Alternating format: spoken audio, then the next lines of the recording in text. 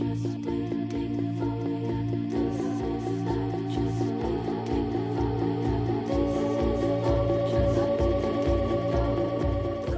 so we made it to the end of the year, and welcome back to the Better by Next Week podcast.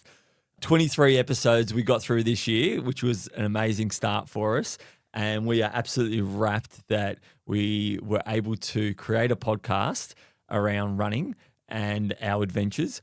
And this episode is all about wrapping all that up as it's the last episode of the year. I know, I'm feeling a bit emotional, a mix of emotions. I don't know whether to be happy or sad, but yeah, we have a lot in store for you today. We are going to do, if you have noticed, we have an ominous wheel over here instead of our book and mugs. It'll be for our giveaway. We'll be revealing the winners today. Yeah, so we got a lot of stuff to give away, and we're going to be in between every little segment or every little bit. We're going to be spinning up the wheel and giving away a heap of stuff. We've got shoes to give away, headphones, sunnies, nutrition, and all that kind of stuff. So everyone that entered on our Instagram and Facebook pages, you've been all put in the wheel, and we're going to keep spinning them up until we got everything that we've got to give away is given away. Honestly, I'm surprised that the wheel isn't glitching. There's a lot of names on there. Yeah, there is a lot of names. It's a very heavy wheel. Lucky we've got a nice sturdy table there. I do want to ask you, we have nearly gotten to 20,000 listens on like Spotify, the little creator thing we can look at all our stats. What does that mean to you? I feel like that's nearly 1,000 listens an episode. Yeah, we've done really well. So it's not just Spotify; it's Spotify and YouTube. Yeah. We are predominantly on Spotify and Apple Podcasts and a couple looking other at the ones. Stats, it's majority.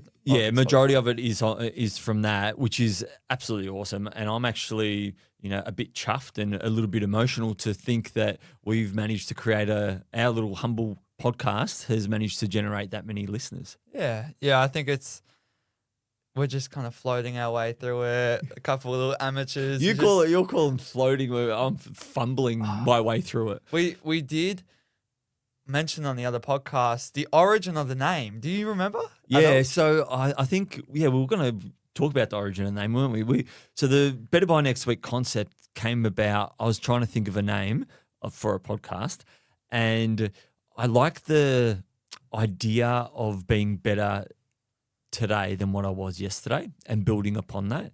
But because we decided to release a podcast once a week, I thought, what better way to kind of reword that kind of philosophy by being better by next week, not better by tomorrow. Yeah, it's very convenient for a podcast. Yeah, and then it became really catchy, and everyone thought, "Oh, that's an awesome name! Like, how'd you come up with it?" And it was pretty simple, but that's the origin of the name. Well, before the name even starting the podcast, I remember we were invited on Running's Dads. Yeah, and I remember having a conversation on there. I was really nervous because I hadn't been on a podcast in a while.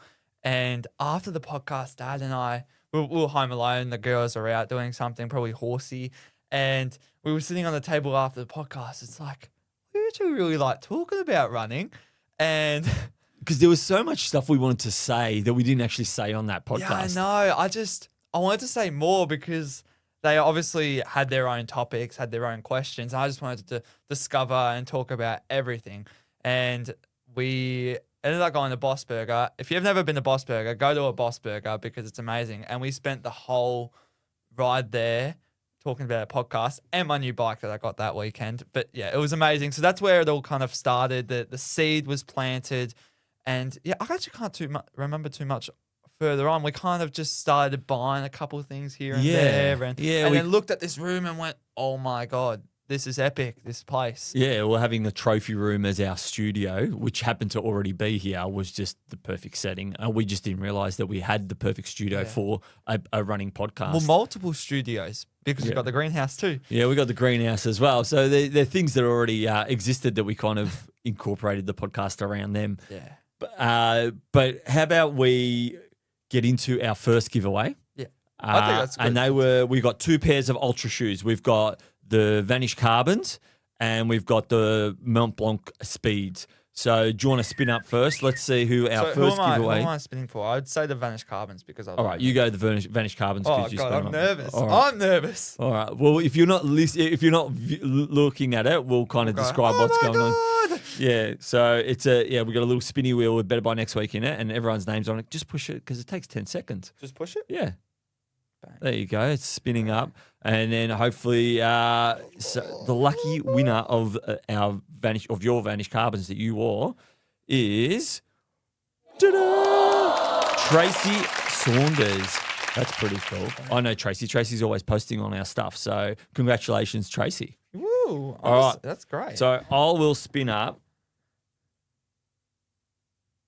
the next person for my Monblock Speeds, and we'll give them away. I'm so nervous for someone. I will add like clapping sounds and stuff like that to people that win. So our next winner is... God, this is hard. Which one's the big one? Sio Hangavinks.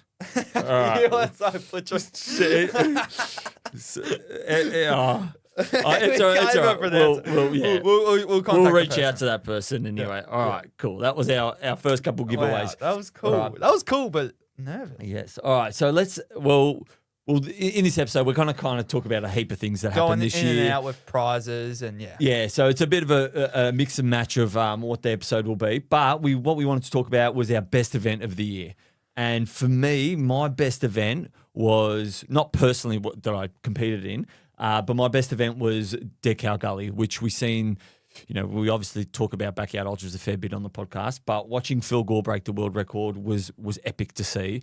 And following that, what happened there for 5 days, whilst Pato from the Backyard Ultra podcast was commentating, was awesome.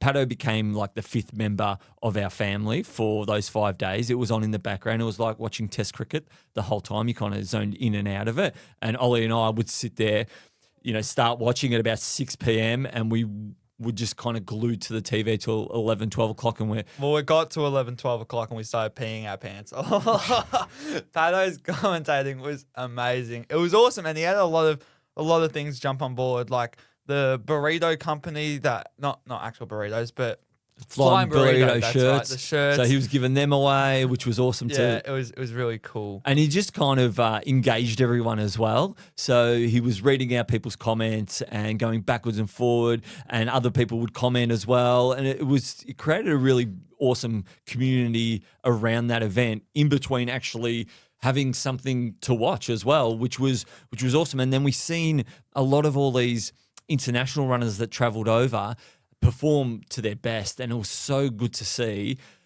our Australian runners as well. You had Jashi breaking 100 for the first time. You had the female Australian record broken. You had the New Zealand female record broken. You had Sam Harvey broke the New Zealand male record and come as the assist. A lot of stuff happened at this so event. much happened at that event, and I can't look past it as my favourite event that I looked at from outside. Pato created a community on that live stream, which probably turned out well for him because he started a trend that kept going down where people kept donating and donating and donating. Yeah, he made a killing on that. Dad and I were one of the first donators, and it just kept spiraling and kept going and going and going. And I feel like he made over $2,000. Oh, he made a few $1,000. It was great to see because he'd leave his little station and then come back and go, oh, what? Yeah. Oh, thank you so much, guys. And he was so humble about it as well. It was really good. Why are people donating? Yeah. And we were all, because we just appreciated that he actually donated his own time to go to fly up to Queensland and commentate and set up the live stream for this event for so many. There was thousands of people in that live stream watching that event. But not even that. He gets thousands of listeners on his podcast. He's one of the only podcasts in the world that is dedicated to the niche sport of backyard ultras. And no one's paying him to do that. No one's paying him to get all these great athletes, these internationals on his podcast to talk about backyard ultras. Yeah, and I reckon he's helped so many people along the way as well. Of course, there's a lot of tips. Yeah, I quite enjoy listening to his podcast for that very reason, just to understand how some of these elite guys do it. Yeah, because I think with backyard ultra community, it's not very secretly secrets kept. It's not a secret kind of like everyone's very open to share their thoughts. Like Phil, who's so open to share his thoughts. Like he's going around Australia to different events. He's holding on clinics. He's holding on clinics for backyard ultras, showing people, this is how I do this is how I do that. Like, what world champion does that? What world record holder really does that? Well, you know what? It's because most world champions don't have the time either. Yeah. But he's actually putting time aside to help others. So I guess, what was your best event of the year that you followed along? Yeah, I took a bit of a different direction. There was another live stream that we were watching, and I took the direction of the World Champs in Spain, so the mountain and trail running World Championships, and specifically the long run, which was 82 kilometers. And our good friend Ben Burgess was running in it, and he had an amazing performance. And I look at Ben very highly. I look at his training, and I'm like, whoa, that's epic, because he went over a couple months earlier in Europe, and I'm just looking at it. I'm like, I could see this guy winning it. I genuinely could, because his training was phenomenal. He was number 1 Australian, top 50. And I look at Jim Walmsley, and this race really put a different perspective in my mind about the levels to ultra running there is, and the elites, and how much work there is to really be done to become a great. And Jim finished or crossed the line 2 hours before Ben did. And like I said, I look highly of Ben before, and I'm like, wow. And Ben had such great training. I just think how many years of practice and training and the belief side of things, and not, don't get me wrong, like there's definitely perks to being great, but there's also negatives, like people coming up to you, like how does he work through those challenges of people coming up to him, the stress, you're Jim Walmsley, you got to win this race. Yeah. And he's not a very mountainous kind of person. Like these climbs are crazy. It was like over 5,000 meters gain in 82 kilometers. So it's not his style of format, the speediest stuff. And he's still won by a fair bit, like 10 minutes on the 2 Frenchies. Oh yeah, I think at the end of the day, when you look at guys that are in those top probably 3 in the world, probably more so, probably top 10, you've got to understand that these guys are fully sponsored athletes, and all they do is train for that specific event. And they do that year over year over year over year. And it took Ben, he had to actually go over there and he did that for 3 or 4 months. Yeah. And he managed to finish as the number 1 Australian and top 50 in the world, which is incredible. But to actually see what it takes to get to that next level, it takes a hell of a lot. And it's so much work. Where is it in that 2 hours? Well, yeah, it's nutrition, it's the support, it's the not having to worry or stress that tomorrow morning when you wake up, you got to go and put your tool belt on and go frame up a house. And then 8 hours later, then you get to go for your run. You know, guys like Jim, I'm not sure what other work he kind of does. He may do some, volunteer work or any of those things, but I dare say a lot of his focus would be trades. On things that he really needs to dial in. So I think that's a one important, takeaway, that as elite as Ben is, to be the best in the world and all that, you've got to have a environment where you can thrive in those conditions. And it's hard when you got to have a 40-hour-a-week job and pay the bills and all those kinds of things. Not to say that Jim Walmsley doesn't have to do that, because I'm sure he does, but having all these sponsors on board definitely helps with that support system. Yeah, aside from that, the actual performance itself from Jim is why I probably picked this race. And performances from other people. It was like Katie Scheid, the female who crossed the line. These performances from both the Americans who won the race will definitely go down in trail running performance of the year, I believe. Like, they were one of my first picks, or very high up. Yep. Of course, I picked Phil Gore for Decade Gully, because Phil's performance was amazing. And Yeah. I actually had never seen a performance like in a backyard ultra be put on that site, on, what is it?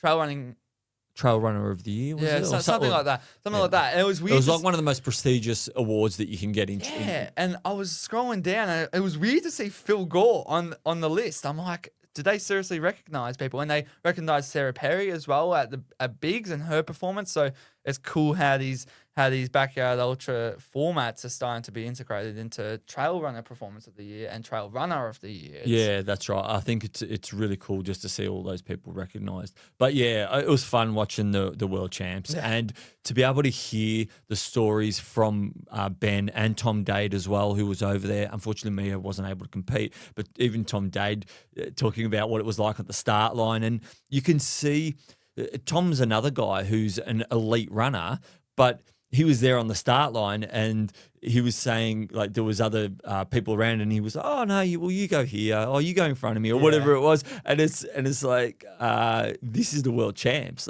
We don't have, you know, there's levels to that being an elite runner, but just hearing those guys' stories it sounds like it was an amazing event. Okay, we're going to get into our next giveaway, the Tarkin Giants, our other pair of shoes that we wore, which were amazing. That's right. So Tarkin were nice enough to give us a pair of Giants to give away to a lucky listener and viewer. So we'll spin up the wheel and hopefully you're the winner. Imagine that. Imagine you're running along right now and then we say your name and you're the one that actually wins it. So our winner is...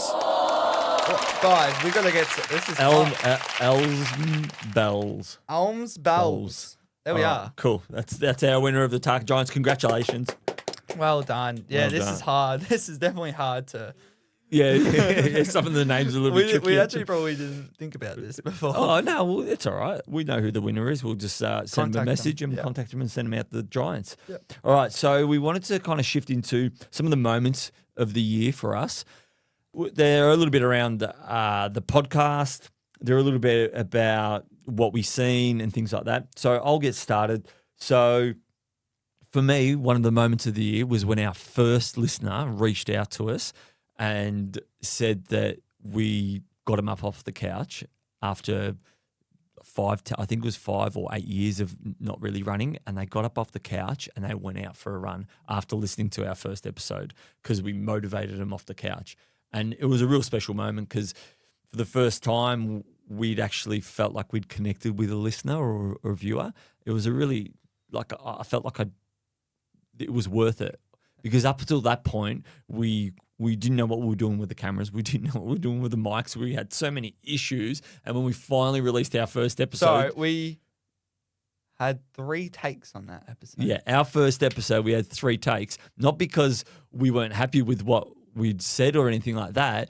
It was the mics had stuffed up the first time. The cameras had stuffed up the second time. And by the third time, we'd finally got it right. But each one of those episodes, which was good because it was all about why we wanted to start the podcast and why it was about better. Yeah, but we had said the same thing 2 times prior. And some of those things, yeah. But the tricky thing is that we weren't sure whether or not we'd already said some things from the previous takes.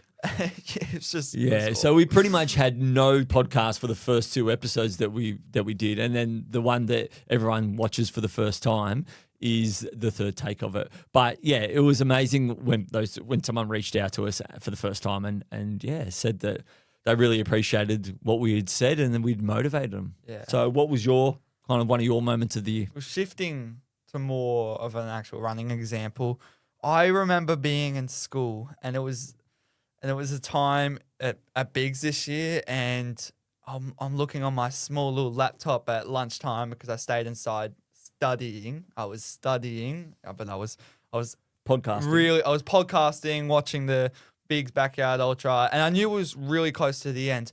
And I remember Phil obviously had taken out the event. It was very clear he was going to win it, and it just shows so much about this running community and Phil himself. It's like Evo did not want to go out on that last loop, and I think it was actually a couple of loops he didn't want to go out, and Phil actually made him get up and go out. He's like, no, come on, like Evo's shaking Phil's hand, and Phil's like, no, come on, and again, it was at Sydney's. Phil did this as well with Jashi. So this guy, he's not like world champions aren't like, oh yeah, I'm just gonna take out this win, game over. They actually want to help people get better, and Phil's a great example of this. And it was actually a very heartwarming moment for me to see at school on my little laptop. I'm like, this is great. This is what this is all about. This guy's been running for, I think, 113, 114 hours, and Phil is offering a helping hand, risking his race. You never know. Phil could roll his ankle that next lap and bang, Evo takes it out, risking his race just so that Evo can get that extra loop. For him to be able to say, I did it all. I couldn't push any further. Yeah. Well, that's what it's because I guess in those circumstances, Phil's almost chasing that limit for himself as well. Yeah, so when he sees someone like Evo, he thinks, I can help this guy push and find his limit, and Evo did, and that was an amazing performance by Evo. I thought that performance in itself cemented him as the best Belgian going around. He was almost like the unsung hero of that Belgian team because Marin's been at the top of his game for just as long, but he's probably a bigger name, and same as Frank the Tank. They're probably both bigger names in comparison to Evo, but then Evo kind of turned back the clock as a 55-year-old, I think, and showed us all that, yes, us older fellas, that we've got opportunities still out there to perform. Yeah, so that was a really special moment for me looking at school. In the podcast, a big moment for me this year is the time I stopped sweating under my armpits in here. In here? Yeah, in here. So you weren't nervous? I was so nervous for at least the first 11 episodes, and now... Nothing. You're right. You're all cool I'm as a dry, cucumber. cool as a cucumber. Cool as a cucumber. So, yeah, that was a pretty special moment for me. Oh, I'm glad. I reckon our listeners will be rapt to hear that you're cool as a cucumber. I'm not sweating anymore, guys. Mind you, we're still nervous as hell when we first start the episode. Yeah, starting the episode's a bit rough. Starting it is a little bit hard. Yeah, sometimes we don't get into the groove straight away. You only get to see the first 10 seconds before we start, but there might be 5 minutes of us trying to G ourselves up. We want to, or I want to try and start a new introduction of having like a script in a way where we just introduce everybody.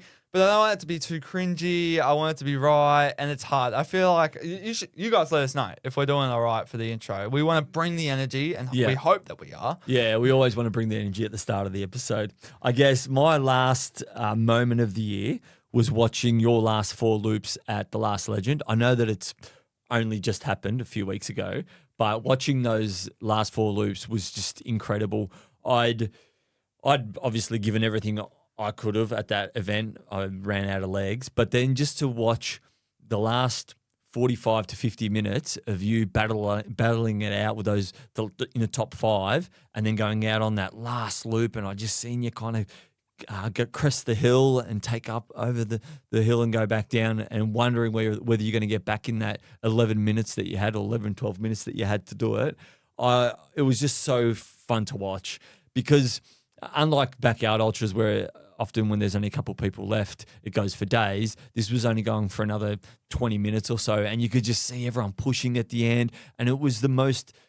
And because I was there as well, you could just feel the energy around, and it was such a fun thing to watch. So that was definitely probably my moment of the year, seeing you win that race, because I felt like you'd taken that next step to becoming that athlete that you want to be. Because I'm always nervous for you. I'm almost as nervous as what you are when you go into a race. I'm like, oh, is he going to win? Does he have that chance? And I know that you're good and that you're going to be great, but it's at what moment is that going to happen? And I feel like that was kind of the turning point for me. Yeah, it wasn't. I'm glad that you got enjoyment out of that race. I might look back on it now and see, oh yeah, that was really cool. But I was not thinking that. I was just I wasn't sure what to feel. I wasn't sure if I was to be upset at the 2 runners who came in that made me go out for the next loop, or there's a lot of emotions in that race. I actually do look back, and I've said this before, I feel sick looking at videos because I know how hard that was. Yeah. But like you said, I'm going to have to start putting my big boy pants on, because next year I turn 18. So I do have a couple more races where I'm still a kid, classified as a kid. But yeah, big boy pants on soon. Yeah, that's right. But yeah, so that was our moments of the year that I thought were kind of pivotal in the podcast, in what happened to us personally as well. So how about we give away some relay socks? Yes, those guys were super nice. We got a couple pairs to give away. So do you want to spin it up, Ol? I spun up the last one. Yeah. So hopefully you can touch it, mate. It's all right. Bang. Because the people that are just listening are just going to hear us for 10 seconds watching a spinny wheel go up and around. All right, so who we got? We got Kritzerb. That's all right. We are awful at this. We are pretty awful, but it's all right. Hopefully we get an easier name to pronounce. Yeah. Gosh. All right, so there, the relay sock's gone. So that's pretty cool. All right, so we had a bit of a funny one coming up next. So it was the best and worst Better by Next Week challenge of the year. I think some of them were good. Some of them weren't so good. I think we're kind of connecting here on what our worst one was. Yeah. Do you want to start with our worst one? What one? We'll start with our worst one. Everyone knows it's the cold showers from Phil Gore. No, that wasn't You my didn't worst have one. it. That was mine. That wasn't It my was worst. the worst thing ever, especially because it was race week for me. And I had to take one the day of my race, which was awful. It was only for like 15 seconds, but it counts. And it was horrible the whole week. It's not like it gets better, cold showers. It's always a reset. But remember that the challenge was to do the cold shower to see what it felt like afterwards. Yeah, I know. And that felt pretty good. So see, I kind of split my best, worst, Better by Next Week challenges up into my best one, my worst one, and my best worst one. Okay. So into 3 categories. Yeah. So my best worst one was that cold shower. Yeah, okay. It was worse. Yeah. It was worse, and then it got better. Yeah. So that was my one. Yeah. What was your best one? My best one would have to be both your no wearing watch for obviously one day. You set that a while back, and then Ben's one where there was no technology at all. Yeah. And we ended up doing that for a whole week. Yeah.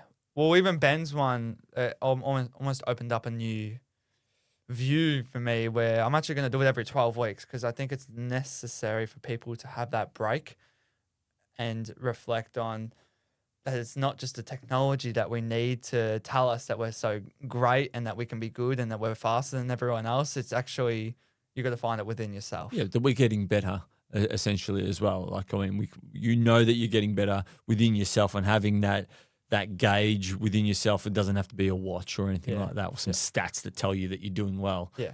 So Strava AI telling you, great run. Yeah, right? Great run. Give yourself a pat on the back. It's nice when you read it for the first time. You're like, oh my God, I did pace. Yeah, but when you've got, when it's patting you on the back every time and it's funny. But my best one was when Mia gave me writing a letter to someone about being grateful. And I wrote that letter every single day. And what I actually found is that I have a lot of amazing people in my life that bring me joy and happiness, and I'm super grateful for that. And actually writing a letter to those people, I didn't have to send it to them or anything like that, but just writing it down on paper made me appreciate the people that I have in my life a lot more, because it allowed me to write a few more details and what I would say to them if it was in a letter form. And I really like those kinds of challenges, so I really enjoyed that one. It's almost like, should you consider doing a diary? Well, I think so.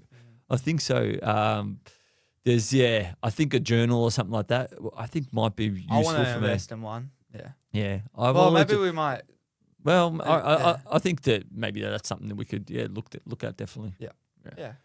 So we're straight into it again. The wheel. No, I don't think so. I think we've got. You got got your worst. Oh, so because you had your best one, you had worst one, and then I had best, worst, and best worst. Yeah. So my worst challenge was the 3-liter challenge that I gave to you. The Trail Snails guys made fun of it, and I can see why. 3 liters of water is a hell of a lot of water to make you drink. I thought it was a great idea. I gave you a gift. It was awesome. But did you find it hard drinking 3 liters? Because I think it's actually you're meant to drink 2 liters of water, but a day. but I gave you 3 liters. I was paying a lot. A lot, yeah. And I was quite embarrassed to take out this massive chunky water bottle at school. I did manage to get through it. It wasn't hard, obviously, because I actually do drink a fair bit of fluids each day. But look, the Better by Next Week challenge is not there to be perfect every week. No. It's there for us to learn and grow and make mistakes. Yeah, the whole that whole trial and error. Yeah, well, thing. each challenge doesn't have to be successful because that's what I mean. Like learnings, you learn from learnings and get better from learnings, Yeah. not just successes. Oh, 100%, 100%. All right. Wheel of doom. We got the wheel. It's not a wheel of doom. Yeah, It's wheel just- of doom better by next week. Oh, okay. So yeah, we'll spin up the wheel again. Jeez, we're giving away a lot of stuff. So we got a Gooch Goo pack. So these guys, Ollie, do you want to spin it whilst I'm describing it? Yes, sorry. So these guys sent us out a applicator with a squeezy thing, a little tin, and a hat as well. So this is going to go to one of our lucky listeners, and that lucky listener is Brado87. Yes, we got an easy one that we could say. one. Well done, Brado. We'll contact you via Insta, and we'll send that out to you. That's pretty good. Cool. Oh, that Gooch Goo was amazing. So Yeah, Gooch Goo was a big one for us. It was nice to see that shift in, us going away from other products and going to Gooch Goo. We actually really enjoyed the all new review and using their guys' product. Well, yeah, it was very nerve-wracking, I should say. But Yep.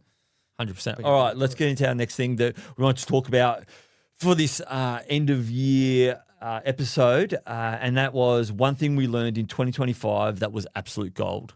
You go first. You go first. I want to hear yours. Oh, okay.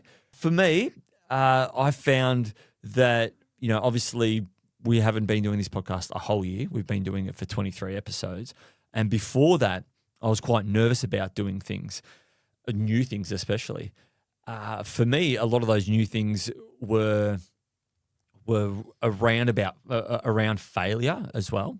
So I think we've mentioned on the podcast before that this podcast came about because we'd both kind of failed in something. You had big expectations of yourself at your cross country, and I had bigger expectations of myself to go back to Down Under and win my third dish.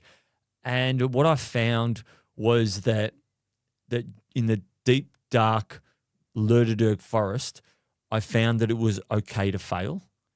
I hadn't failed in such a long time. I joked about it before as well, that failure was just something that was always going to be around the corner for me. And I was always anticipating and I'm thinking, oh, what can I do so I don't fail? What can I do? But sometimes having a failure is the biggest learning that, like we mentioned, is one of the biggest learnings that you can have.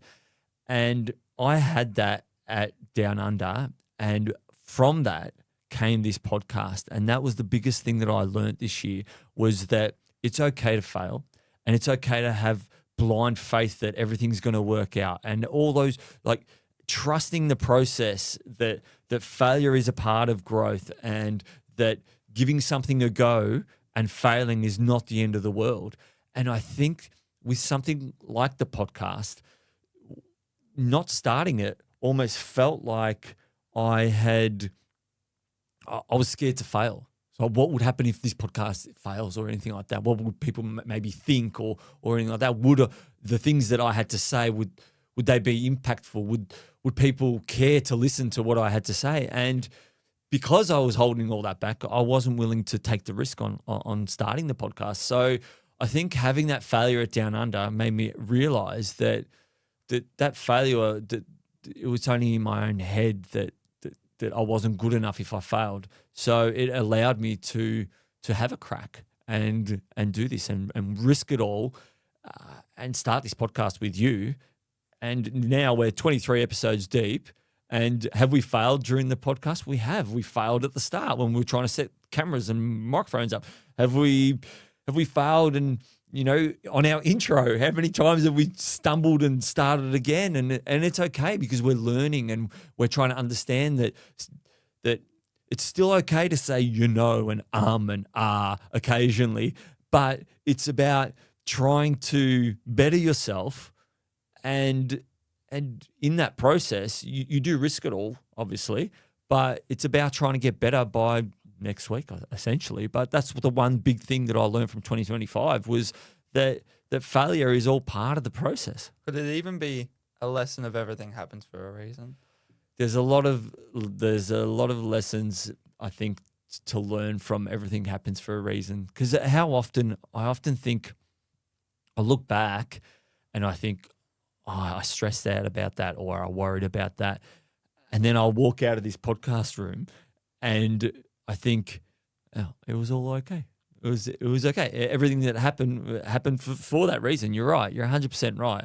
I think we put this worry on ourselves, and when we kind of let go and just let things be, often they just work out their own way.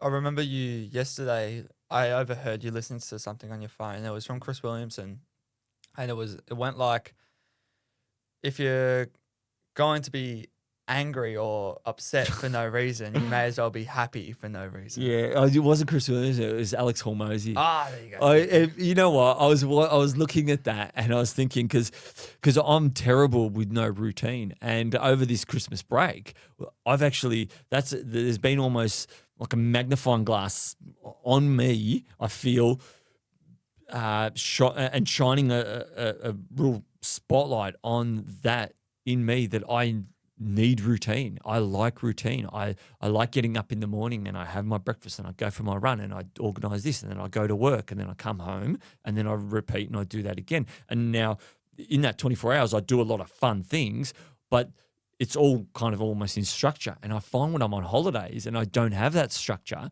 that I kind of lose it a bit. And that when I listened to that from Alex Hormozy, when he was saying, if you can be angry for no reason, then you can be happy for no reason. And if it's a choice, so you might as well choose to be happy for no reason. Yeah, everything is a choice. And I've been saying that a lot to Dad when he's coming to me all stressed for a specific thing. I'm like, Dad, everything's a choice.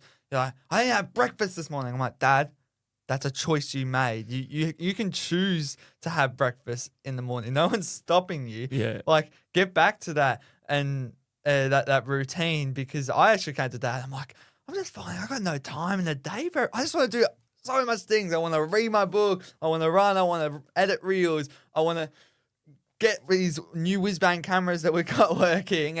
And yeah, everything's a choice. And I just find that you just got to find the time in the day, get back to that routine. It's like I got to wake up early and go for my run straight away. It's the procrastination. Well, yeah, it's almost like making sure that you do the things that make you feel good. Often when your mum comes to me and she might say, I'm feeling a bit like about this or about that. And I often say to her, are you doing these things? Are you going for a run? Are you making sure you get enough sleep? Are you making and then if I actually look in the mirror at the moment, I probably haven't been doing as many of those things because it's been Christmas, because we've been busy. We had family over for Christmas. We are trying to get our place ready for all that. So it's one of those things that if you're doing those things, like you said, wake up early, go for a run. All the things that we say on the podcast to do, yeah, because when you get yourself a bit out of balance, it can be, you can go, oh man, you know what? I actually feel a little bit lost. I feel a little bit purposeless. Yeah, because you know what's interesting? You did come to me this morning and you were like, I just don't have time to have breakfast. I got to get straight into it and everything like that. And I remember responding to you. It's like, obviously that's a choice. But how do you know if you just took the time to have breakfast that wouldn't impact your day to have more time, more productive, be more happy, have more energy, have more time? Yeah. So you think by taking a shortcut, no breakfast straight away, let's get into it, you're saving time. Maybe in hindsight, you're not, because obviously there's a trade-off there. You won't have any energy to go out and do the things you need to do. 100%. We went pretty deep on that one. Oh my gosh! And what's one thing that was a big learning from me, but it was almost a learning from me too. Yeah. What's one thing you learned in 2025 that was gold? Yeah. So I remember having Ben Burgess over, and Ben Burgess and I went to parkrun that next morning after the podcast, and I set out and I wanted to get a PB because I'm like, it's Ben Burgess, he's here, let's get a PB. And I set out, I was on pace for getting a PB, and then about 2 kilometer mark, it hit me, just like it always hits me right after that little hill, that crest coming up the hill with our parkrun, and I just lose everything. I'm starting to choke, just like what Steve Magnus says, and I'm feeling everywhere. It's getting all numb. And then Ben comes up behind me and I'm like, well done, Ben. And he's patting me on the back. He's like, if you're watching, he just goes like this. Like that. Ben's like, come on. And it was almost like a giddy up thing. And I just really didn't want to do it. I was slowing down to like a 4:10 pace from a 3:30. And he ended up getting me up and going again, and I always find that point, that exact point. I need to name it something where you think you got nothing left, but you keep going.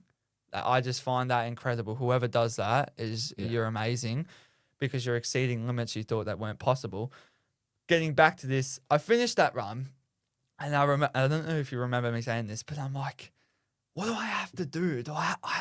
I need, that's it.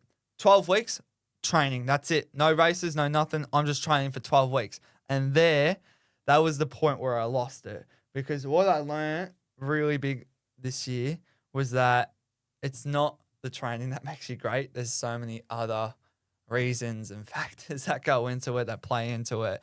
And that's something that I probably lost this year and maybe gained back at Last Legend, yeah, because again, it comes back to everything everything happens for a reason. Because Dad said you might not have gotten the sub 16 minute you were hoping for, but that might translate over to the Last Legend. Yeah, and it did. But I do have more to add on to that, because I was listening to a podcast who I'm going to have to read off this because I have a couple quotes. So it was Michael Smith, a really well-known coach, a cross-country coach in America. He's amazing, and he was having a conversation with the Ingebrigtsen brothers, and they told him, he's like, you Americans are always looking for confidence in your training and not confirmation. So they're always looking for the workout to tell them that they're ready. Yeah. And I mentioned this before, it should be you're looking within yourself. That should be coming within yourself, that you are who you are, that you are this great person. That's where that confidence should be coming from. And the workout should be confirmation, not where you're seeking that confidence from. And that's where I've been struggling with a lot lately, is that it's training. These sessions are telling me that I am fast enough. I'm faster than this person. I am great. It's not that. That needs to come within you. And I think I found that on that one challenge that you set me the other week, right before Last Legend, where it was like a ritual that I had to do right before a race. And I went out, did a 5K warm up, and it was a 4x500. And I just let go of everything.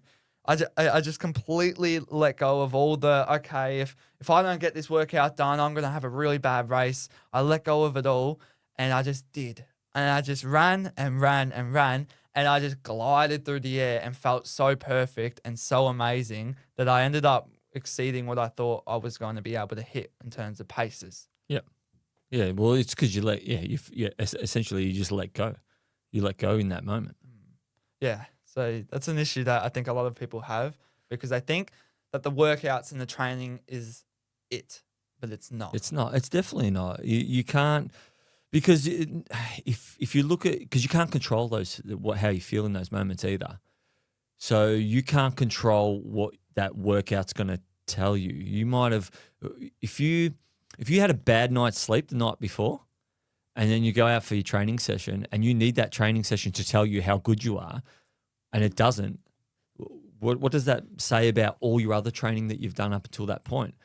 Does it say that it's not working, so then you've got to reinvent the wheel? Well, you can't do that. You need to always be confident that, yes, I'm good, but you know what? Whatever happens in this training session, it's just going to show me that I'm on the right path. But it's not the hard and fast thing that's going to tell you whether you've made it or not. Even the race itself, like I had this thought the other day where, what happens when I get to that point when I'm running under 15 minutes in a 5K? What happens? This magic, you're eligible to run Western States and win it. It's not that. It's not, I need to run this to be able to go into this race. It's do you think amazing. It's the process. It's all that stuff. Yeah. It's a build up. And I just think all these elites are so fast and everything. But yes, they say that the UTMB winner, the best predictor for that was a 5K time in those athletes. But that 5K time actually means, quite frankly, nothing when they're actually in the deep end of UTMB, Western States. It's the actual process that you went through to get to that 5K bit. It's how efficient you've become. 100%. It's like drawing a line in the sand. Yeah, and I've become so fixated on I must get this under 15 minutes 5K time, and then I'm going to be able to go to Western States and win. Jim Walmsley said on a podcast that he looks at Zach Miller and he struggles to get under 16 minutes. But that's the beautiful thing about Zach Miller, because he's almost an outlier to the sport, where he's not very fast in the 5K, but he's super competitive in all these races. He's Hard Rock, the UTMB. Like, he's a super gritty runner. He's a great outlier to this whole thing, and really puts in perspective that you don't need the speed. No, that's right. And it's what, if you put that as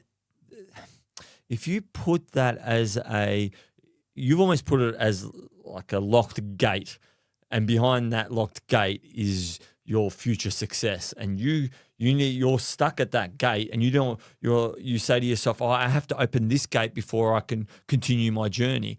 And then someone else comes up to that gate and goes, Zach Miller comes up to the gate and says, well, no, that's not the, I'll that's just the climb being over on. I'll just climb over, I'll walk around it, and I'll worry about it later on. So that may be very well be what you did and what you've been doing, instead of just saying to yourself, well, that doesn't have to be the be all and end all. I think that was a couple of big things that we learned from this year. I know. I was really nervous when you went.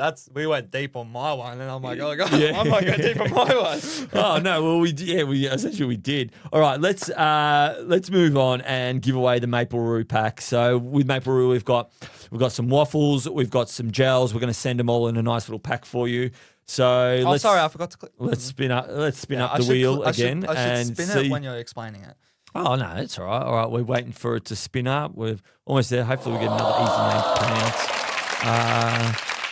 pronounce. Rach Johnstone. Oh. Ooh, that was a nice, easy one to pronounce. Yeah, it was good. All right, Rach Johnstone will be in touch. That's great. Awesome. That's cool. Awesome work. All right, so how about we get to our next thing? And one thing we finally left behind after carrying for too long.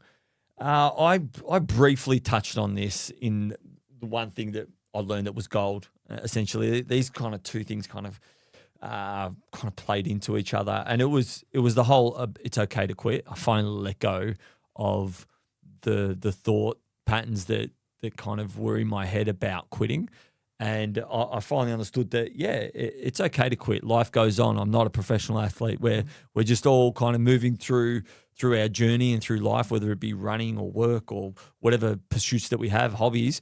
And if we fail, there's no one there telling us, oh, you failed, you're not good enough. So I think that was one big thing that I carried for a long time that I finally bloody let go. I like thinking about that, because actually no one has it all figured out, like letting go, and then it's okay to fail, because everyone just goes and does what they need to do and gets through it. Yeah, 100%. And whatever you do, if you're moving in a direction that's a forward direction for you, then that's okay. And failing and quitting at that thing. And I think the biggest thing is not being attached to a particular outcome.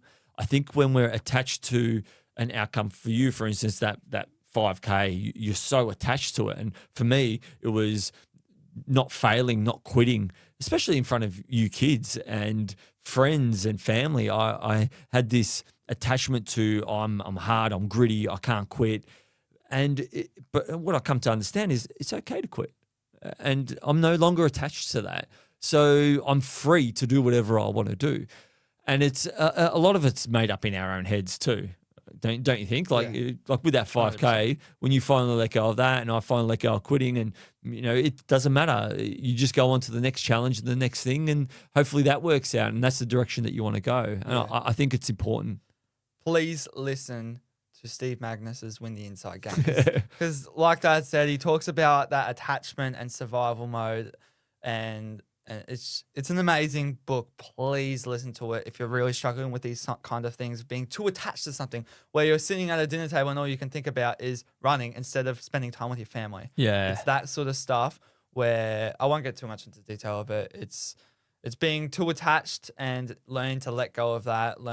It's all this stuff. Yeah. Accepting failure, learning to lose, all this stuff. And there's so many practical examples where they're not too sciencey, not too, the brain and the neuro, whatever this and whatever that. Yeah. They're actual examples. Michael Jordan, all these examples are great and Yeah. really put things in perspective. Oh, 100%. I think they mentioned a lot of athletes and what they were doing and then how they shifted away from that and got better. For me, the example was letting go and quitting at Down Under. But I had to go to a deep, dark place to finally understand that it was okay to quit for me. And I wasn't a failure if I quit. So I think that was a pretty deep one for me. We like the slingshot example where, yes, you go forward in life, and sometimes people might look at failures as a negative and you're going backwards. Yeah, you might be going backwards, but your slingshot, you're pulling it backwards. And guess what you're doing?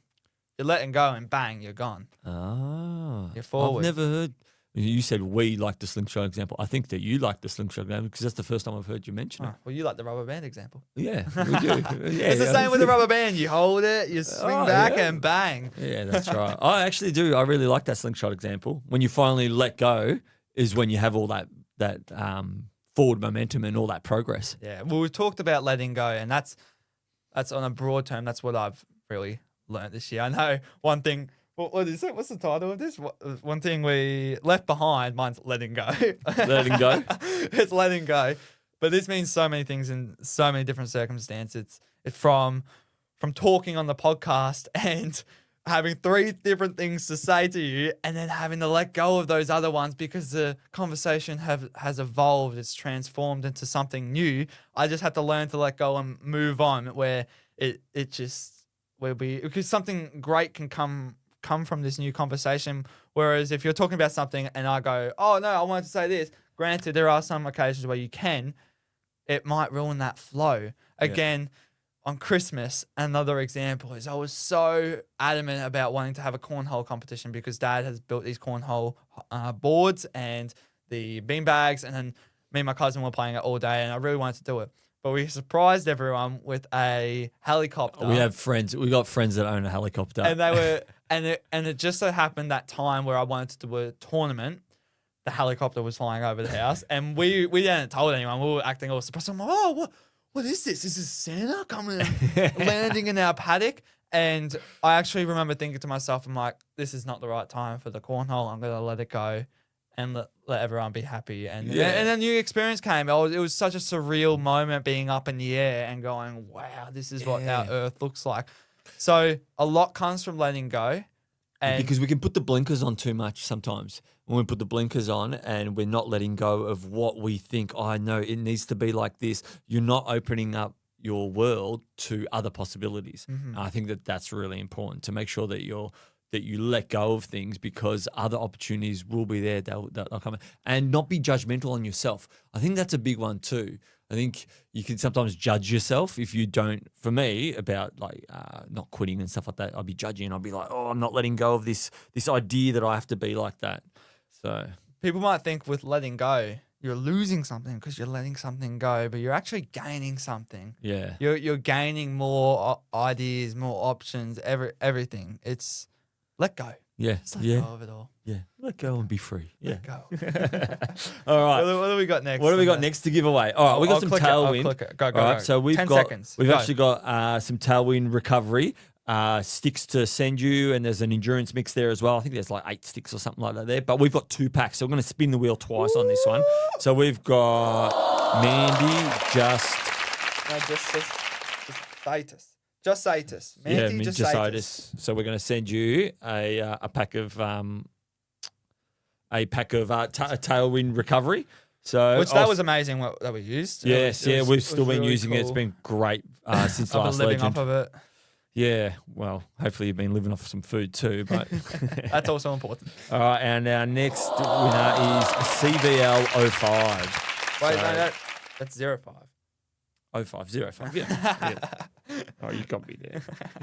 All right, so they're our last 2. So we got a few more things to give away. Yeah. But we're also got a few other things that we wanted What to have we talk got? about. Yeah, okay. Ways to start the year with a bang. Yes. All right. All right. So this one we kind of didn't want to talk too much about New Year's resolutions. So New Year's is coming up in the next day or 2. A couple of days. So what we didn't want to talk about is setting New Year's resolutions.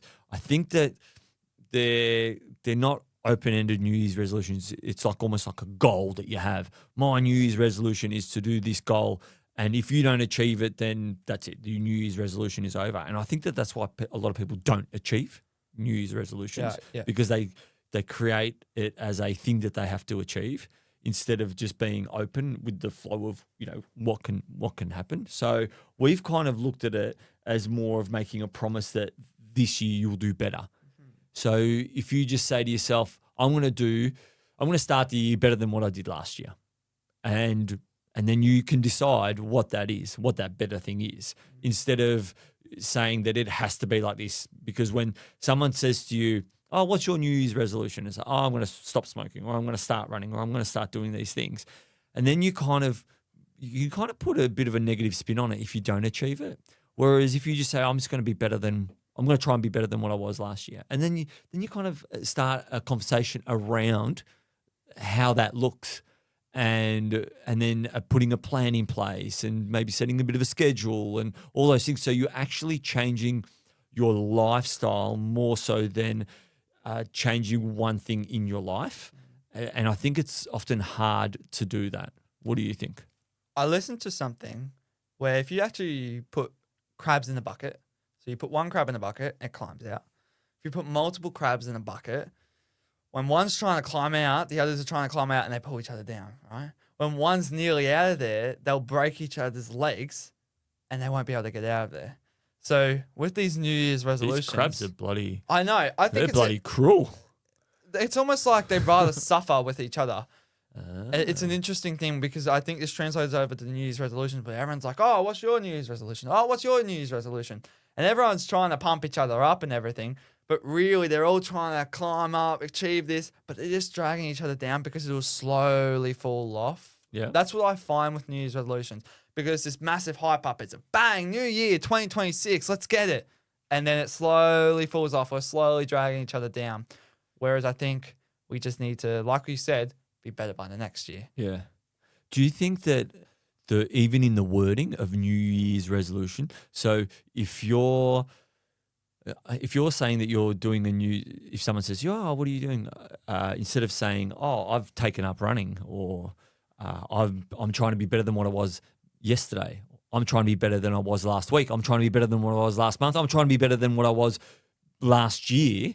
If that's what you're putting out into the world and talking about, instead of saying my New Year's resolution, because come February, March, and you're saying my New Year's resolution is to run. It's not used. Yeah, that's right. And I think that even in that wording, that I think you're just better off by saying I'm just going to be better, or not even saying too much. You're right.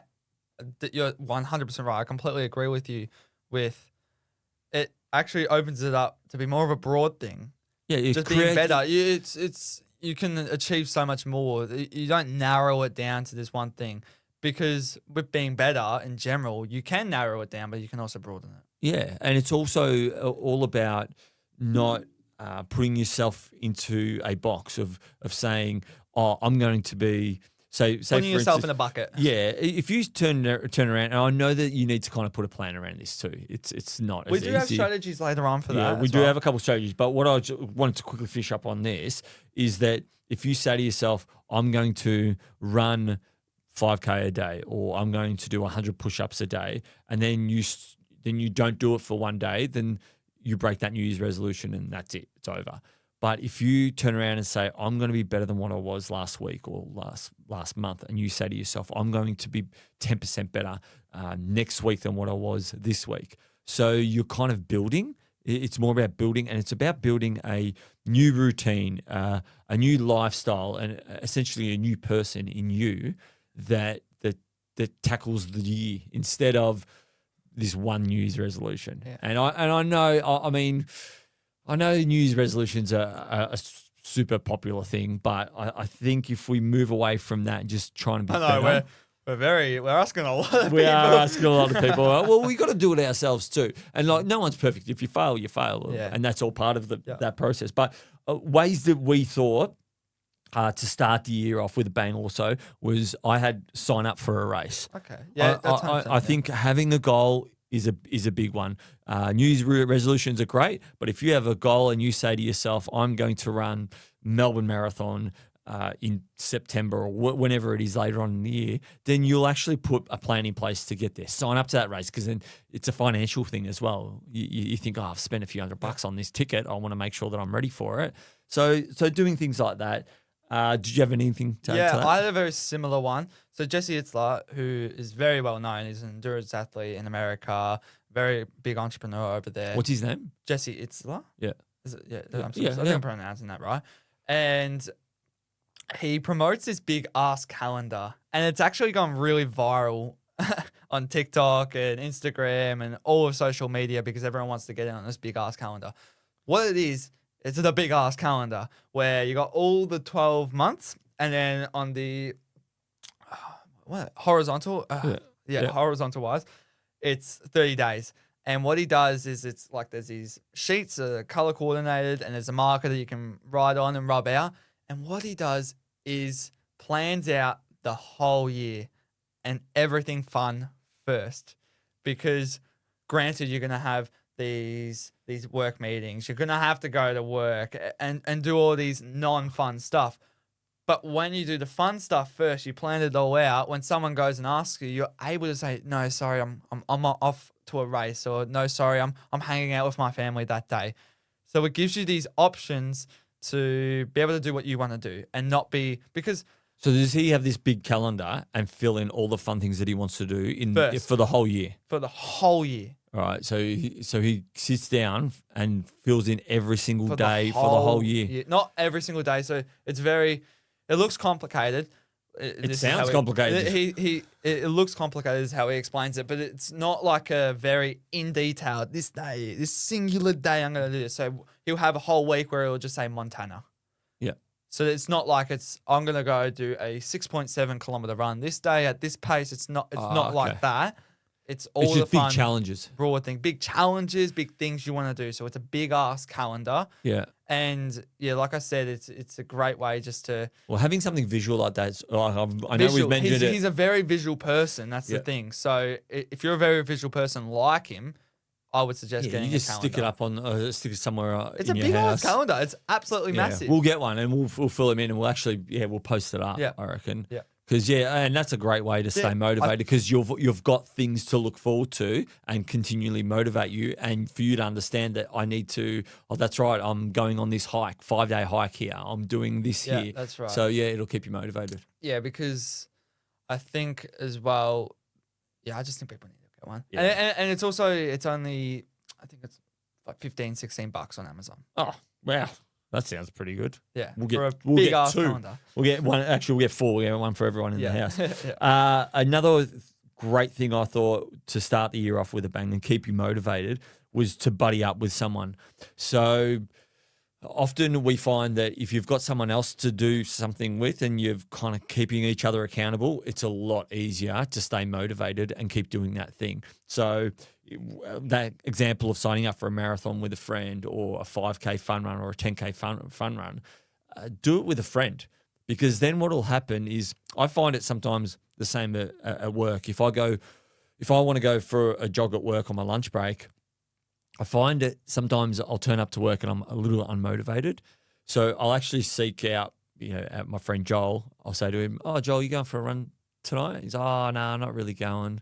And I'll be like, "Oh, yeah." He's, "Oh, all right, I'll go." I'm like, "Oh, all right, I'll go." And then you almost keep each other accountable. That energy. Yeah, or it'll be vice versa. Like he'll come to work and say, "Oh, you going for a run?" I was like, "Oh, I wasn't going to, but I will." And then you're kind of adding all that.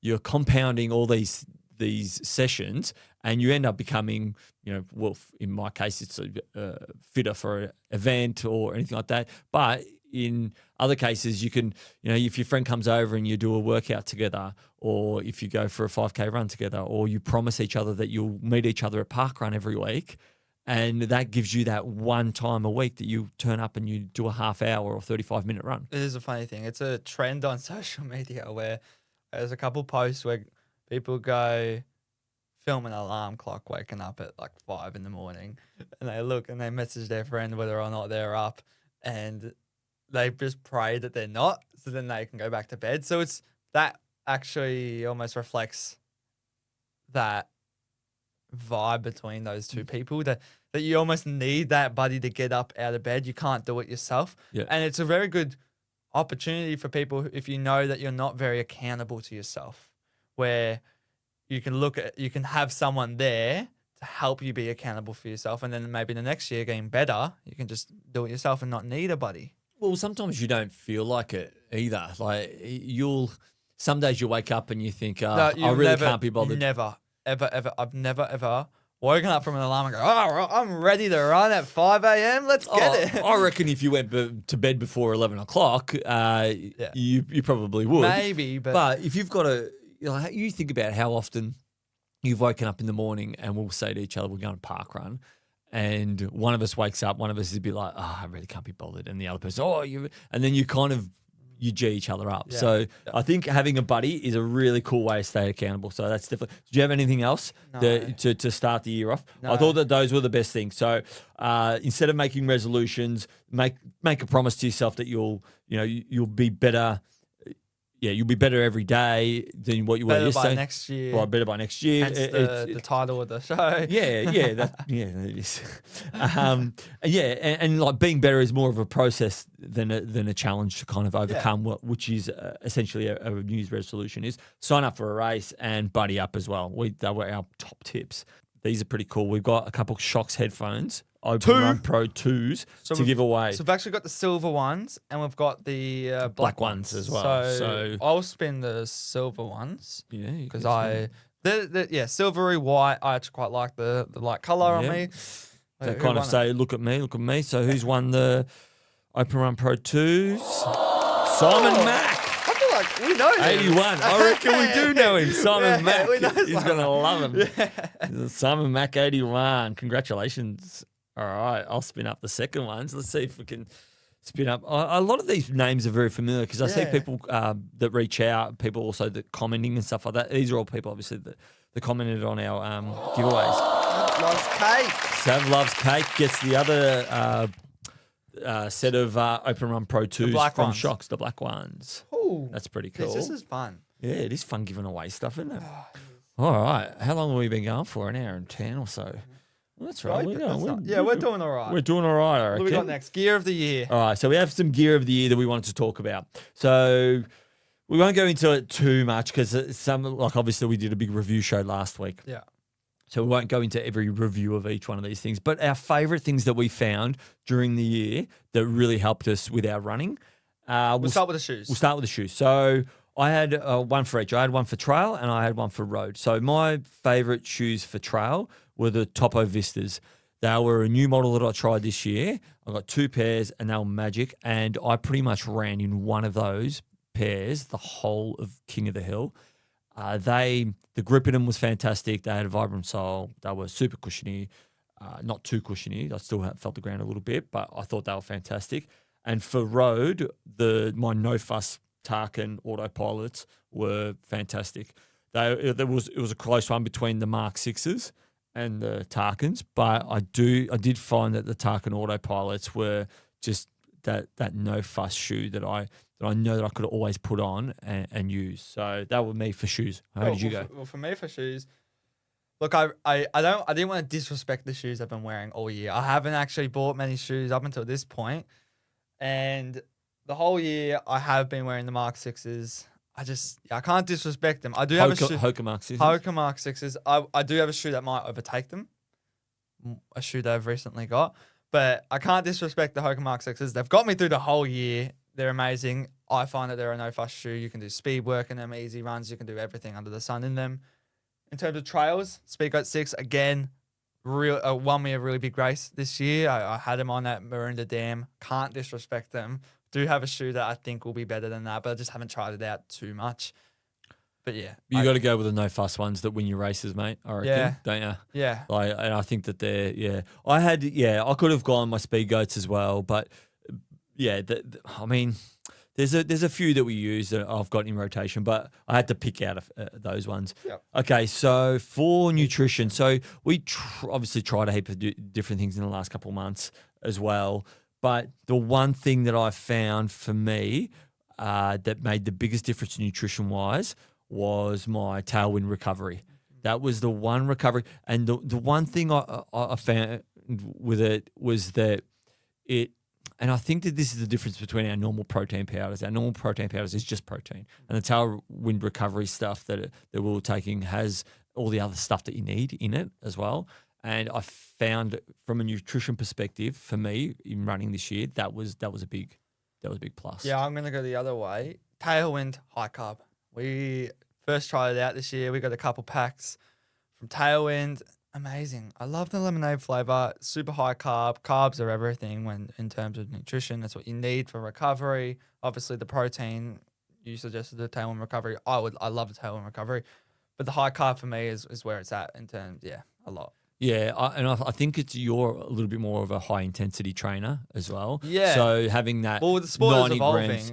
It's evolving in carbs, and I was drinking it last night on my bike session, and it's 90 grams of carbs. So that's what about 4 scoops of normal Tailwind, and 4 scoops of normal Tailwind is a lot. Is a hefty lot of punch in the face sometimes.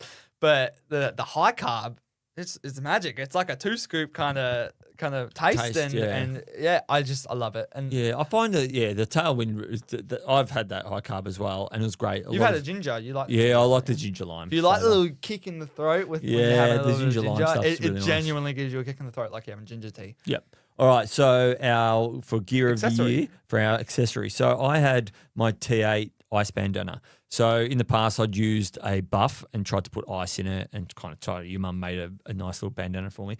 But the ice bandana was probably my favorite accessory that I had. Yep. It really helped me out at a few events, helped me out at King of the Hill, really helped me out earlier on in the year at MVP, which I was lucky enough to win.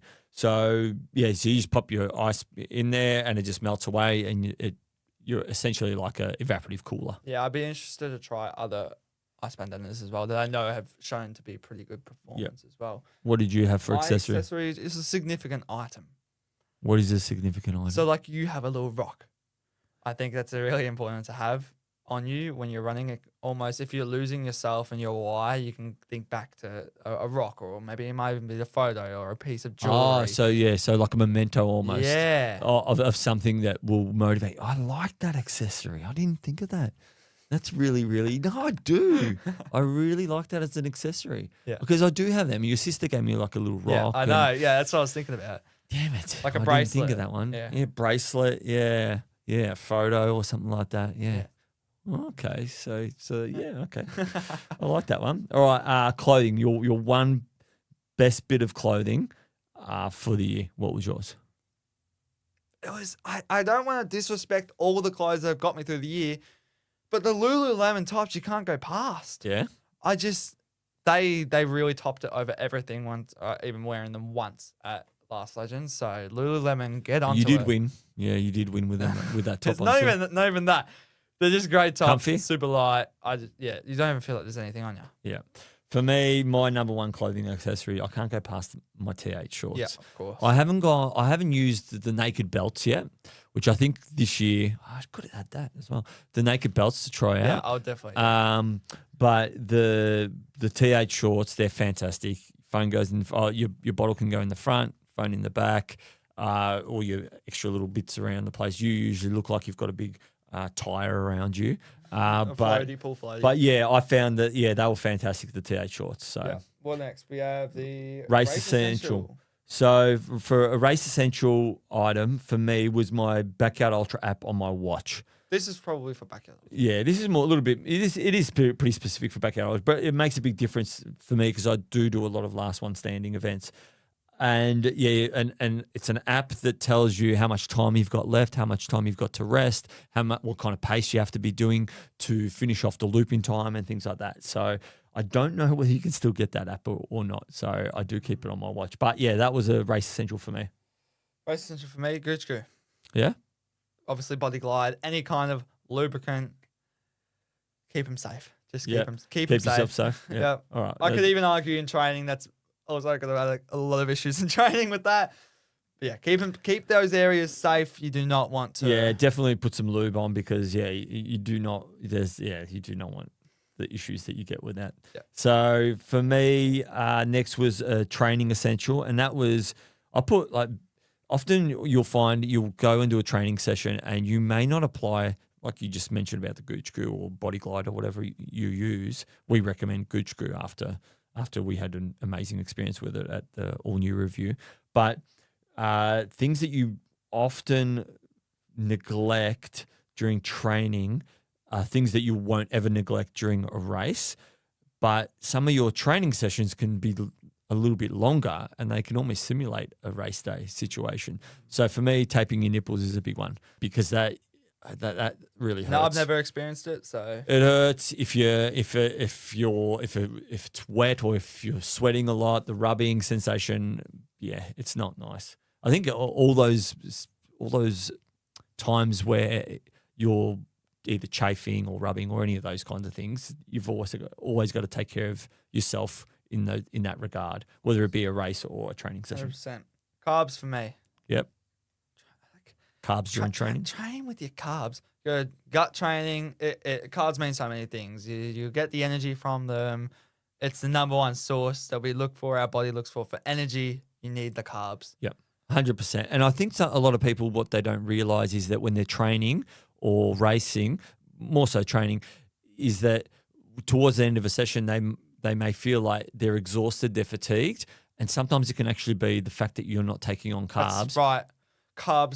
Carbs during an activity will promote recovery afterwards. Yep, 100%. All right, what else do we have? We're almost talking about recovery tool. Yeah, recovery tool. My recovery tool for this year that I could not go without is my massage gun. I always find that I get little knots in my hammies, and getting them out with the massage gun is so simple, so easy. A spiky ball can help, but I think that even hips, loosening things up at events as well, like recovering from a lap. I know you don't have much time, but using your massage gun, for me, I've got like a Theragun.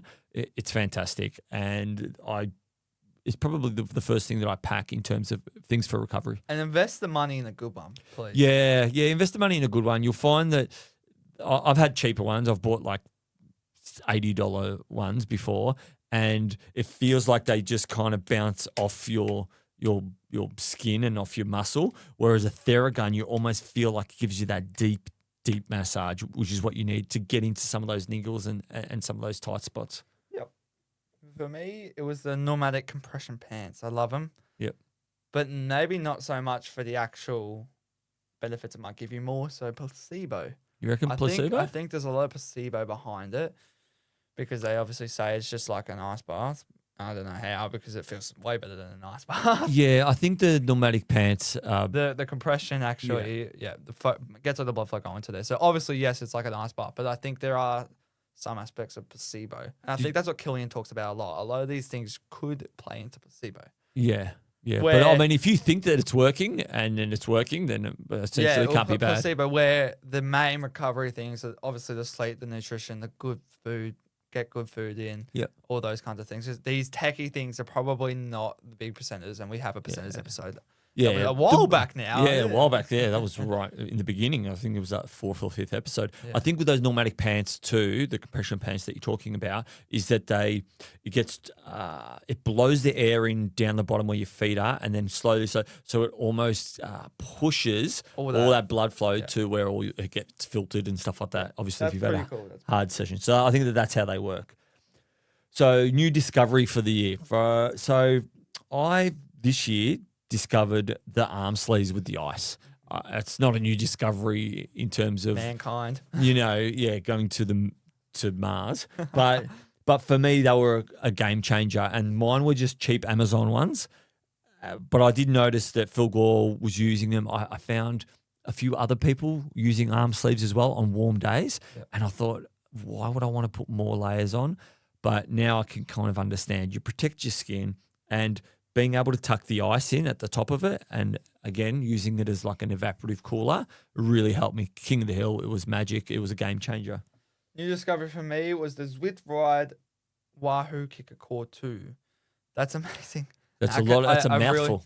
I know. And I really appreciate you and Mum purchasing it for me, because it's such a game changer in training. Because what I've found is that sometimes on my easy days, I can't run because I obviously am too sore. So I get on the bike and it will promote that blood flow without creating more fatigue. Yeah. So this Zwift bike is a virtual trainer essentially. Yeah, it's so amazing. I mean, the Zwift bike, it was expensive, but you don't need as something as elaborate. We just didn't have a bike that we could put on a kicker core, which is the virtual trainer bit at the back. Yeah. Whereas the Zwift bike is just the frame. Yeah. That just kind of stays there. It's a stationary bike. It's a nice looking bike, and Dad and Mum really thought about it because I was wanting to ride a lot more often. Now, and where we live, there are like paddock back roads, but the thing is, it's very dangerous with trucks and everything like that. Yeah, so. yeah, that was the main reason. I was why we got it. probably riding in dangerous areas. So. Yeah, I mean, you just don't know. Yeah. You just don't know. You all it takes is two trucks to come two ways. But Yep. that's Good discovery. Good discovery.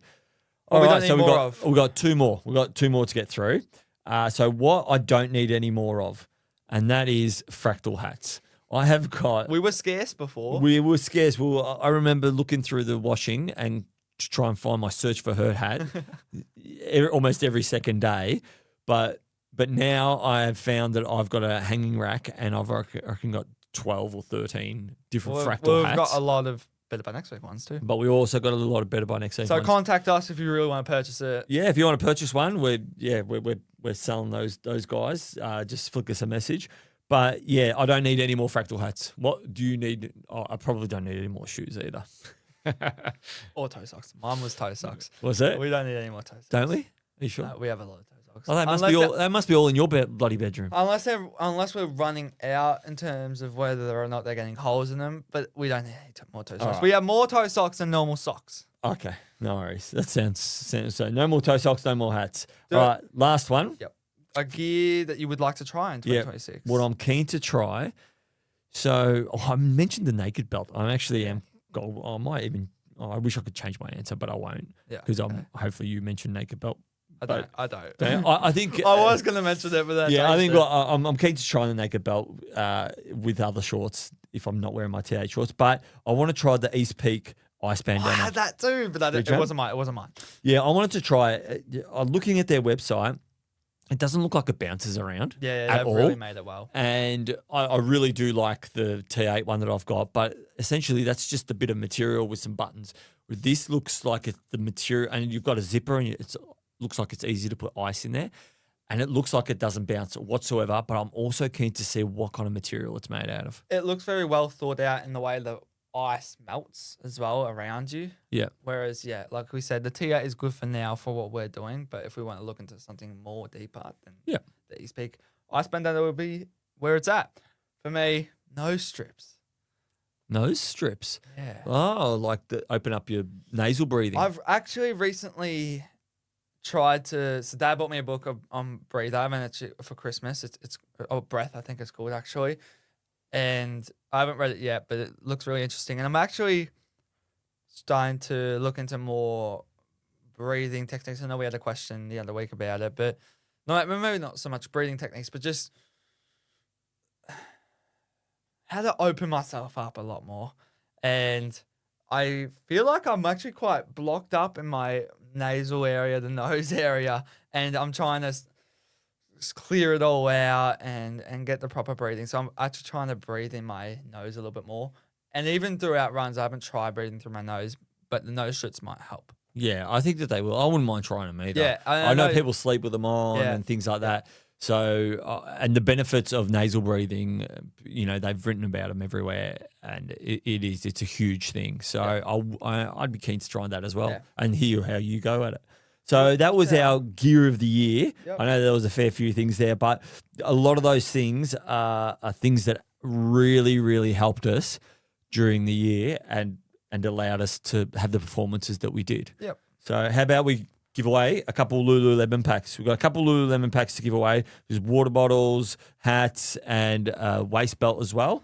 So, Ollie, you spin it up. It's spinning up. How are we going? Hopefully someone that we can pronounce. And it is...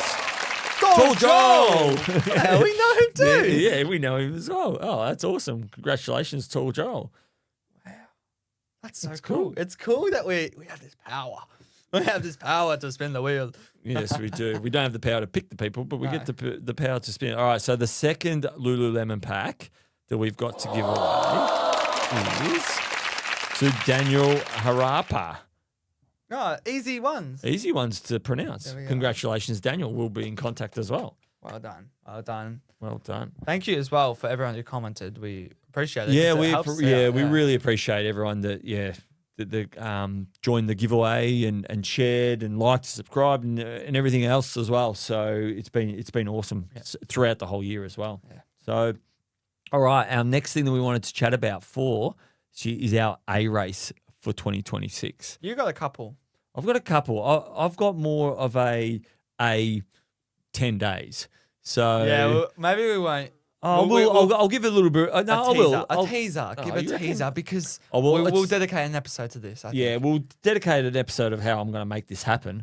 But the main thing is that for me this year is Sat Champs, and that's in October. That's representing Australia in the Backyard Ultra World Champs. But something that I'm sure everyone's aware of is that the King of the Hill is 10 days after that. So for me, it's both those events in 2 weeks is going to be my 2 weeks essentially. So it's not a 10 race, days. 10 days. 10 days. So that's where I'm at for that. Cool. What And about yourself? I'm super pumped for you and that, and how we're going to get you there because we have a lot planned for that. Yeah, we're going to have a bit of an episode about how we're going to Train Dad up. Yeah, Ollie's got a lot of ideas on how to get me ready for that event. So Cool. Well, my one was it's a little bit less dramatic. what do you mean? 10 days. No, mine's just the Yu Yang's 100K. Oh, just The Yu Yang's 100K. I'm not doing the 100 miler because I want to debut in a pretty big race for that. Okay. In the 100 miles. So this 100K is where it's all going to be laid out for me, where I'm at, whether or not I can compete at a very high level at a relatively young age, I would say 17, 18 at these top races. So I think this is a really good race. It's just under 3,000 meters gain, I believe, for 100Ks, which is great, which is what a lot of races are like. And I want to run it fast, super fast. I won't say anything more than that. Okay. Well, I reckon you're going to absolutely kill it, and I reckon everyone's going to look forward to seeing how you go at that event. I hope so. I hope Because I don't think you've ever done. You've never mentioned a race for yourself. It's all we've always kind of looked at events and said, "Oh, we'll do that. How about you do this?" Yeah, and but how about we've never had. We don't base our training off of seasons. I know people have off seasons and on seasons in cross country or even elite athletes in ultra running, whereas ours is just all year. And I think I should transition to that kind of methodology. Yeah. Okay, so let's move on to our next giveaway, which are the knockaround sunnies. Yep, Torrey Pines moonshots. Moonshots, that's right. That's the colour, moonshot, but the Torrey Pine Sport moonshots. So our next winner of the sunnies is Little Russian 2. I reckon that he's going to enjoy them. Yeah. Little Russian. Okay, cool. So I'll just get that ready for the next one. We are now going to get into our don't quote me on that. So you go first. Okay, so don't quote me on this. There is so much power in believing that everything will work out, even when you don't know how or when. You just believe it will. I think that this quote, for me, really resonates with me and resonates with the whole year that I've had, that just believing that something will happen no matter what and having that blind faith allows you to finally look past outcomes, and you don't actually stop yourself at all from doing anything because you just believe that if you just continue in that direction, that things will work out. And I know that it can kind of be a little bit naive, a naive way of thinking about things. But at the end of the day, what's the worst that could happen if you just believe that it'll work out and you just keep going down that path?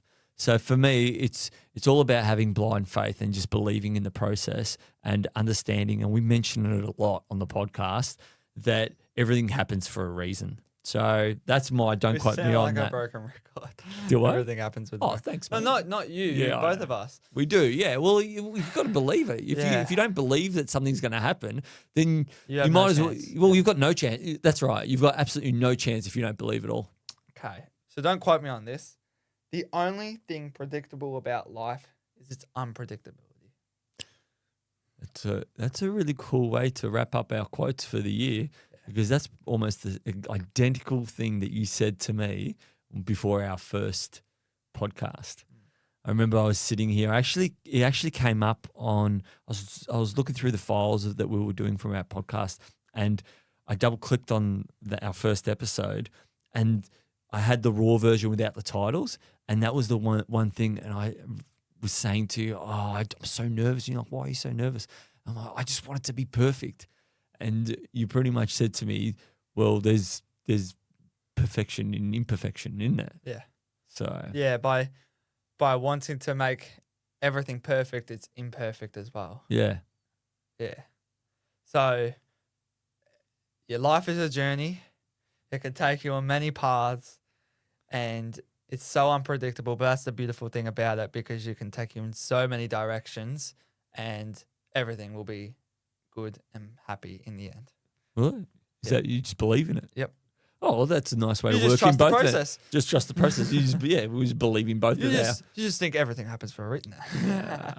Well, yeah, essentially that's what we're kind of saying. Though, It's isn't it? funny how everything links back to everything happens for a reason. Yeah, that's right. And we just hope that our listeners and our viewers for this year can kind of appreciate that. And I hope that everyone's had that moment where they've gone in one path thinking that it's the right path, or if something's gone wrong, then they kind of reflect back on it and go, "Oh, that's why that happened." Yeah. Sometimes in the moment you don't realize that this is happening for a reason. You think, nah, that those two stupid people on Better by Next Week podcast, what are they talking about? Until you reflect and go, oh, hang on, that thing that mightn't have worked out. It happened for whatever reason. So what do we got? We got the last thing. I think this is the last thing to give away. Sure is. And this was from Trails Plus, and it was our ticket for MVP Backyard Ultra. So it's our last giveaway. This is a great event, please. Yeah. Yeah. I hope that this person can definitely get there and do the event. So Ashley Berry. Is that Ashley Berry? Ashley J. Berry is the person that won that one. So congratulations. And actually congratulations to everyone that's won something. And we'll be in contact. We'll send all this stuff out. We'll be in contact very soon.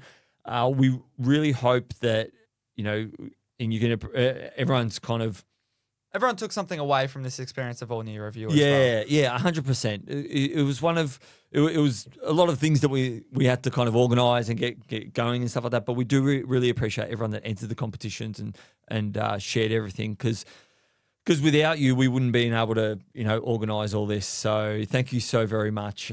We really appreciate it. And we hope you liked the fact that we kind of got it all into a spinny wheel and managed to do it live on the cameras. So this is not the last time. There will be more. And we do have more. We're wanting to get better and bigger next year. Yeah, so we're gonna hopefully we can get a lot more stuff on the show and to give away and stuff as well. Cool. So we've got some other stuff from other brand partners as well that they've sent to us. So we'll be giving away more stuff over, maybe not with the spinning wheel thing, but we do have some cool competitions and things planned for next year. Really, really cool ideas. All right, so let's get into some listener questions. Yeah. All right, you go. Hey team, gear question for you. What's a good headlamp to buy? All right. Many options. Yeah, there's a lot of options with headlamps, and there's probably two that I would recommend, and that is the LED Lenser M10. Oh, don't quote me on that. Don't quote you on that. M10. I'm no almost idea. certain it's the LED Lenser M10. They're about $150, and they are fantastic. I had the pleasure of using just about 2 or 3 years ago. I think maybe 3 years ago. It was our friend Chris Norris. It was his spare headlamp, or 5th spare headlamp that he had at Down Under. And my headlamps weren't working, so I was using batteries. And he gave me that. It lasted on full beam. It lasted 8 hours. I couldn't believe how bright this thing was. It does have a round beam. So So you can get a little bit of tunnel vision occasionally, but it just lights everything up amazingly You well. really want to focus on things, especially that's so demanding and down under. You're really focusing on this short area, this small area. It lights it up amazingly well. Whereas we do have, I prefer these as the Phoenix. I don't know the model name, but there are Phoenix lights that are amazing. Yeah. And they light up everywhere. Also, a really big thing on this light is that it's a warm color option, which I'll always have on because I feel like white is just too much for my head. Yeah, a white light and white beam tends to just reflect everything in the exact same white kind of grey color. Yeah. Not grey, not grey, white color. It washes it out. Yeah. It almost washes out all the color that you've got in front of you. Whereas a warm light, it's nice tone. It's nice. So you can things are contrasted a little bit better. That's what I find, and it's also pretty good for your crew when you're running around. Everyone's got white light, and here's me running around with my warm light, and you can tell that it's me coming in. I always can tell whether or not it's Dad's coming in. You got the next one? Yeah, sure. So eyesight, running up a long hill. So this listener asked whether we focused on the top of the hill or do we keep our head down? So for me, I try to combination. I do a bit of combination. More often than not, I'll keep my head down for as long as possible so that I build the excitement of how close I am to the top of the hill.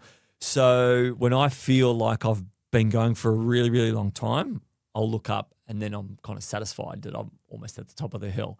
But more often than not, I might look up at the hill right at the beginning and then I'll look down and then I won't look up for ages. And my time seems to pass a lot quicker in that way. What about yourself? I think it's a lot of looking down for me. It's just a natural thing. And I'll look up if there's a car. Obviously, maybe I might be running on a hill where there's cars or...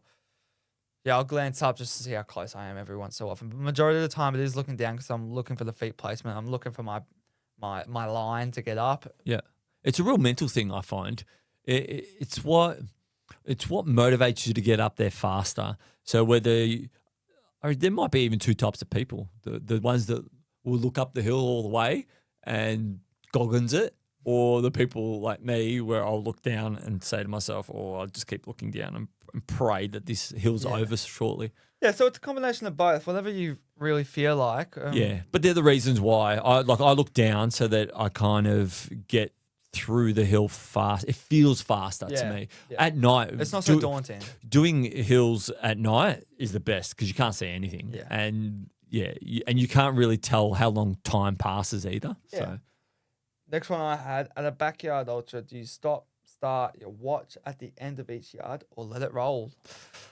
Like I mentioned, that little app that I have, that's what I've got. So I don't stop and start it, I lap it. So that I understand what the next lap entails.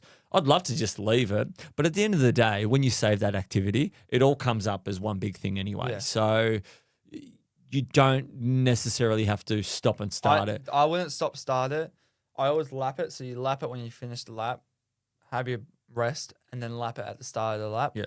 Because, and it doesn't even matter on Strava what it all means. It's during the race what you need to know with the time. You really don't want to stuff that up, and make sure when you're lapping when it starts. Yeah. Do not lap it a couple minutes late. Right. Yeah, there's been people that have been caught out with that. Mm-hmm. But I also find that if you're a person that stops and starts it and your watch automatically uploads to Strava and you're pretty good at what you do and you get to like 48 hours and there's 48 activities flooding everyone's Strava, I don't know. It's not super annoying for me. I don't mind, but you could imagine that there's going to be each one of your activities popping up one by one. Yeah. So at the end of it, you're probably going to want to see one big activity. Yeah. So that's big fancy whiz bang. Yeah, activity. Big fancy. You've been out there for 500 kilometers. 500 kilometers or more. So that's always pretty cool. All right. So I've got one last question from me. This was kind of in regards to Last Legend. Did you find your feet got more banged up during Last Legend compared to a backyard ultra? Mine did, and I've done over 24 hours at a backyard ultra before. So I think my feet didn't get banged up really at all. Maybe it was a testament to the Raleigh socks and the Tarkins and the ultras and the Gooch Goo that we had kind of on there as well. Yeah. Plug for all those guys who helped us out. But what I think may happen in an event like Last Legend is that you're slowly getting faster over time. So because you're getting faster and faster and faster, you're changing your foot strike. Whereas at a backyard ultra, you might be used to something a little bit easier and you're not as intense. Yep. So that might be the difference between running, say, 6 or 7 hours at a Last Legend event where you're going faster, compared to a backyard ultra where you're probably predominantly doing more walking. Yeah, I think you covered a lot there. I don't have anything else to add, really. Yeah, I think that's I think that's probably what this person experienced. Also, we forgot to mention we haven't picked the topic name or the segment name, I should say, for the list of questions yet. I think we come out next year and go, this is new. Yeah, we're going to put out a couple posts for. We did have a few people reach out to us after we announced it. I haven't put out a post. So. Ollie's going to put out a post for more ideas, but we've probably got about 10 people who have reached out to us with a heap of different ideas for names. We love them. So yeah, we'll probably do a very similar thing to what we did with the "Don't Quote Me on That" video. So look out for that, and look out for the opportunity to put your spin on what you think our segment name should be called. Cool. The next one is, do you soak your running clothes after each run? And if so, what do you soak them in? I think I should take over here. Yes. I do soak my clothes because I'm a bit of a stinky boy, teenager. And Well, at least you admit that. Yeah, I know. I just, my clothes stink after runs. They just do. I just got to accept it. Yeah. And to make them less stinky or not stinky at all, I should say, is I put them in like a sink in the laundry that we have, and I'll fill it up with hot water, put my clothes in there. And there's like these, I'm not exactly too sure what it's named, but you can get it at the shops. It's like an odor remover and it smells really nice. It's like a laundry detergent in some way, but it's like an odor thing. Yeah. And I also put a little bit of vinegar in. Do not put too much vinegar in because it will ruin your clothes. A little bit of vinegar in. Mix that up, all bubbly. Leave it for a little bit. Don't overflow it like I did. Make sure you're concentrating on the tap. And yeah, you should be good. So leave it for overnight, I would say, and then put it in the washing machine, then dry it, obviously. And we don't like to put our clothes in the dryer, like spinning around, because it does ruin them. So we like to hang them out. Yeah. And that's how I think that, for you, I mean, it adds that extra step, but it does, stop your clothes from stinking and stuff like that. And they do stink. Yeah, they can stink after long training sessions and stuff like that. I don't soak my clothes. I just throw them in the washing machine after they're done, and they're good to go every time I use them. So, all right, cool.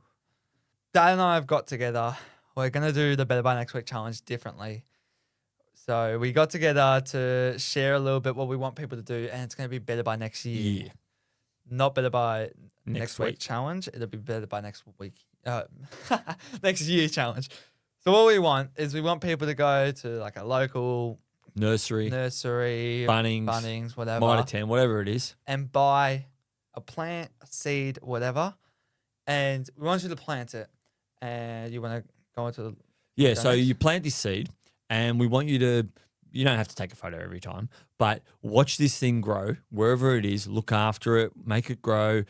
And by next year, I want you to take a photo from day one to obviously the last day. You can have progress throughout. Yeah, you can have progress. Even tag us in these progress photos, and just observe how this plant has grown throughout the year as you've nurtured it. Yeah. Obviously, in different seasons, it might drop leaves. It might, then in spring, it might spring new leaves and things like that. But look at that plant whenever you kind of struggle or you think, things aren't going my way. I'm not seeing the progress in my running as much as what I would like to. Continually look at that plant as a sign of things aren't always going to be perfect, but then there's some seasons that you feel better. Some days you feel better. Some days you feel worse. But just like that plant, we too, right? We can get better from one day to the next by next month. But at the end of the year, I want you to reflect on the fact that you planted this seed and it was nothing. And now by the end of the year, it's obviously grown into a beautiful plant, whether it be a tree or a flower or a rose or whatever it may be that you want to plant. But it's more about what it signifies for you throughout the year. And that's all about growth and getting better by next year. Yes, it's just like Dad said, this will serve as a symbol of, even though it might have bad days, this plant, just like we have bad days, it'll still grow. Yeah. No matter what, it still grows, still works through those failures, those challenges, and the successes.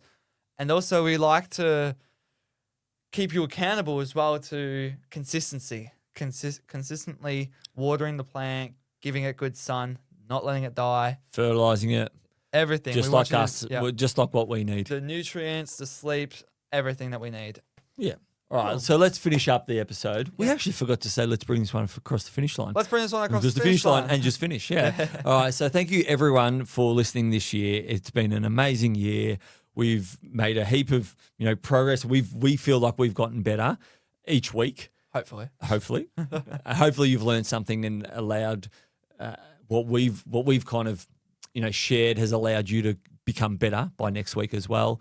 And always reach out to us if you've got any ideas on the podcast or anything like that for next year. We're always open to our listeners and our viewers' questions and things like that. So we hope everyone had a very holly jolly Merry Christmas. Yep. And hope you have a happy new year, and we'll see you in the new year with a heap of new guests. We got our first episode is a guest episode. Woo. And we've got a heap of awesome stuff planned. So stay tuned, and we look forward to seeing you in the new year.